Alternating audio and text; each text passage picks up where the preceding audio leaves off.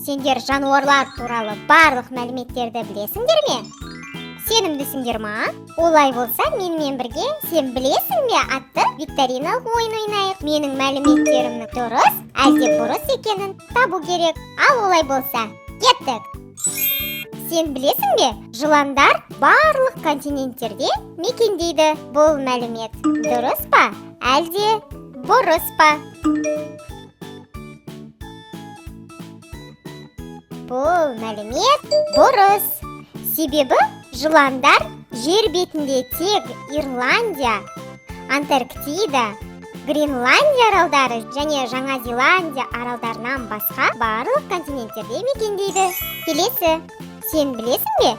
Әлемдегі жалғыз тілдері көп түсті иттер ол чау-чау тұқымдас иттері. Бұл дұрыс мәлімет пе, әлде бұрыс па? Бұл дұрыс.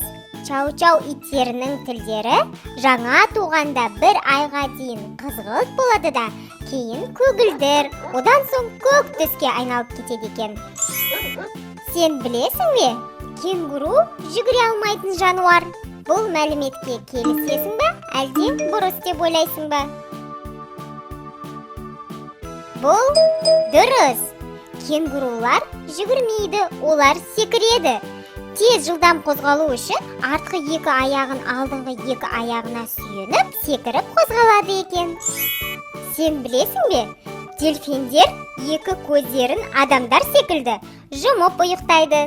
Бұл дұрыс па, әлде бұрыс деп ойлайсың ба? Бұл бұрыс ақпарат. Дельфиндер бас миының тек 1 жарты шарын демалдыртады екен. Мысалы, миының оң жарты шары демалғанда, олардың сол жақ көздері жабық тұрады. Және бұл мезетте мидың 2-ші жартысы болса, жанындағы не болып жатқанын бақылап, тыныс алуын басқарады екен. Сен білесің бе? Пандалардың арнайы ұйықтайтын ұялары жоқ.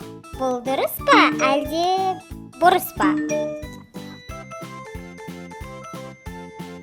Бұл дерек дұрыс. Пандалардың арнайы ұйықтайтын жерлері жоқ. Олар қай жерде жүрсе, дәл сол жерде ұйықтай салады екен.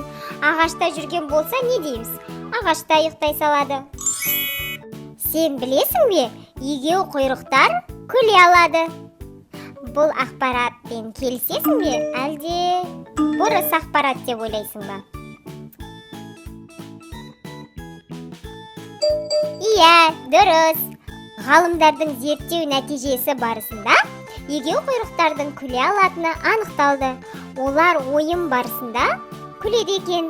Неғұрлым көбірек күлсе, соғұрлым басқа тіршілік иелерінің арасында ерекшеленеді екен. Сен білесің бе? Жер планетасындағы ең алып жануар ол піл. Қалай ойлайсың, бұл дұрыс па, әлде бұрыс па? Бұл бұрыс мәлімет. Жер бетіндегі ең алып жануар ол көк кит. Көк киттің ұзындығы 33 метр және одан да ұзын. Ал салмағы болса 150 тоннадан басталады. Ал тек жүрегінің салмағының өзі 700 килограммнан асады. Сен білесің бе? Мысықтарды дактилоскопия әдісі арқылы айырып тануға болады.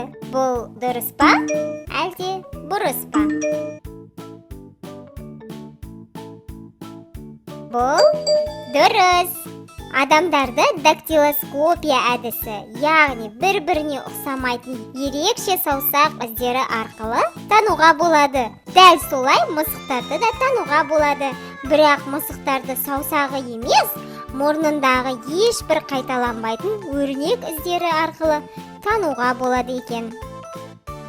Достар, жарайсыңдар, викториналық ойынға жақсы атсалыстыңдар.